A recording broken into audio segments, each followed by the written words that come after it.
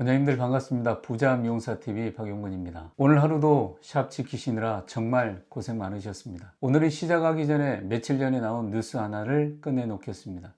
바로 이틀 전 중소벤처기업부가 폐업 통계를 발표했습니다. 그 숫자를 보고 제가 한참을 멍하니 있었습니다. 우리나라에서 2024년에 문을 닫는 사업자가 사상 처음으로 100만 명을 넘었습니다. 100만 8천 개, 그리고 작년에도 97만 6천 개 또 문을 닫았습니다. 여전히 1년에 100만 곳에 가까이 사라지고 있는 겁니다.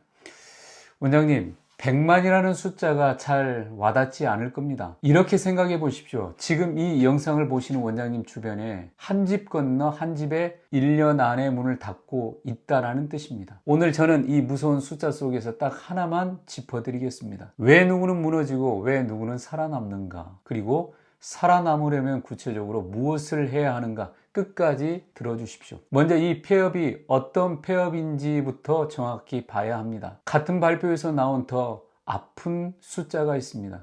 문을 닫는 이유를 물었더니 열의 5 이상이 사업 부진이라고 답했습니다. 장사가 안 돼서 접었다는 겁니다. 그리고 폐업한 사장님 10명 중 7명이 빚을 안고 나왔습니다.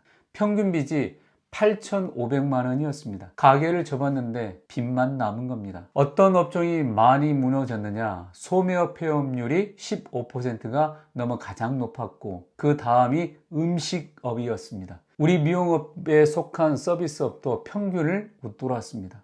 동네에서 몸으로 뛰는 생계형 자영업이 가장 많이 쓰러진 겁니다. 더 무서운 건 그 다음입니다. 예전에는 3년에도 못 버티고 문 닫는 초보 사장님이 많았는데 이번엔 3년에서 10년 된 가게, 심지어 10년 넘는 가게의 폐업 비중이 늘었습니다. 자리 잡았다고 생각한 베테랑도 무너지고 있다는 뜻입니다. 경력이 원장님을 지켜주지 못한다는 겁니다. 자, 그런데 여기서 정말 중요한 대목이 나옵니다. 이렇게 개인 자영업자가 무너진 그 빈자리 텅텅 비어 있을까요? 아닙니다. 그 자리를 자본력 있는 대형 프랜차이즈, 탄탄한 브랜드들이 그대로 꿰차고 들어옵니다. 그래서 정작 핵심 상권의 빈 가게는 생각보다 많지 않습니다. 무슨 뜻이겠습니까? 지금 벌어지는 건 단순한 불경기가 아닙니다.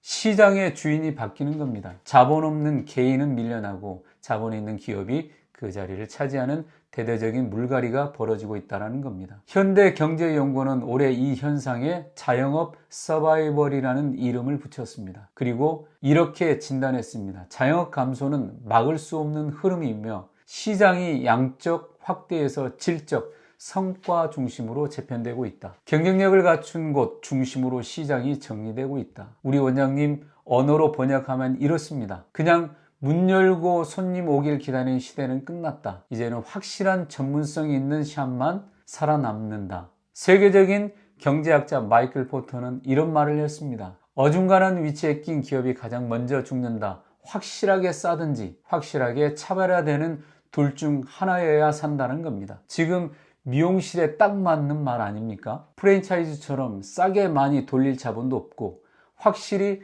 차별화된 전문성도 없는 어중간한 동네 미용실, 그게 이번 통계에서 가장 많이 쓰러진 자리입니다. 저가 경쟁은 개인이 절대 못 이깁니다. 남은 길은 하나, 확실한 전문성으로 차별화되는 것뿐입니다. 자, 그러면 전문성으로 차별화된다는 게 구체적으로 뭘 하라는 건지 하나씩 풀어드리겠습니다. 첫째, 다 하는 미용실을 버리고 하나로 각인되는 미용실이 되십시오. 지금 대부분의 동네 미용실은 커트도 폼도 염색도 클리닉도 다 합니다. 원장님이 이걸 장점이라고 여기지만 손님 눈에는 뭘 딱히 잘하는지 모르는 집입니다. 병원을 생각해 보십시오. 무릎이 진짜 안 좋으면 동네 의원이 아니라 무릎 전문 병원을 찾아갑니다. 더 멀고 더 비싸도 갑니다. 그 분야만 파는 전문가를 믿기 때문입니다. 그러니 하나를 정하십시오. 예를 들어 손상모 복구 전문. 우리는 커트하는 곳이 아니라 망가진 모발을 살리는 곳입니다. 탈색으로 머리 상한 분, 파마 실패로 머리 녹은 분이 마지막으로 찾아오는 곳. 이렇게 각인시키는 겁니다. 그러면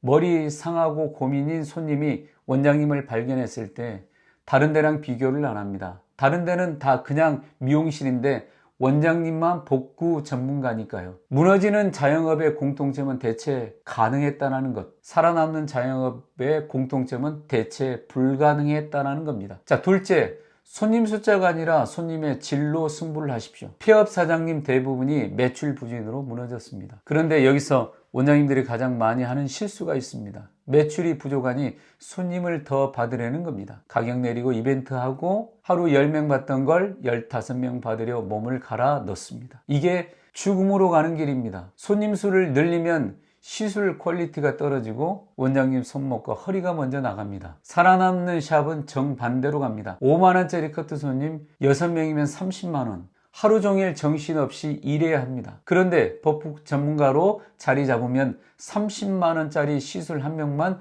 제대로 받아도 매출이 같습니다. 몸은 훨씬 덜 힘든데 말이죠. 숫자 집착하지 말고 내 전문성에 제값을 내는 고객 한 명에게 집중하십시오. 그게 뜨내기 10명보다 원장님 샵을 살립니다. 셋째, 한 번 온 손님을 절대 놓치지 않는 구조를 만드십시오. 폐업의 가장 큰 원인이 고객 감소였습니다. 그런데 신규 손님은 자본 있는 프랜차이즈가 광고로 쓸어갑니다. 개인 샵이 그 광고 싸움에서 못 이깁니다. 그럼 살 길은 뭐냐? 신규 뺏기 싸움에 끼는 게 아니라 한 번 온 손님을 절대 안 놓치는 겁니다. 구체적으로 이렇습니다.